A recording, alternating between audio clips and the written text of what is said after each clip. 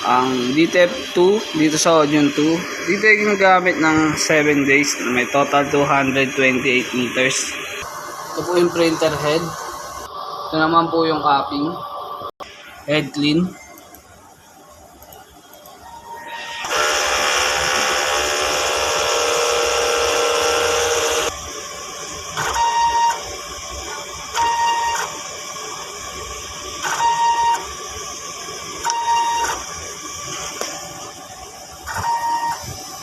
Punasan ng wiper after head clean.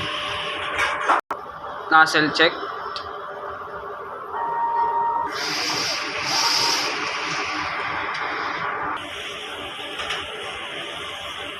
Wala naman po akong pending. Ang pending ko ay 0 hours. Dahil lang pending ngayon. Ito po yung ink system, tama lang. Ito po yung waste tank. Nilinis kahapon. Ito naman po yung ABR. Wala po akong ground wire. Dito naman po ang stock sa Tanyos. Updated naman ang report as of kanina. Ito po yung na-consume. 4 sa white. 4 sa powder. 2 sa media.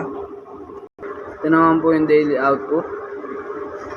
Ito po yung daily checklist. Yun lamang po. Maraming salamat.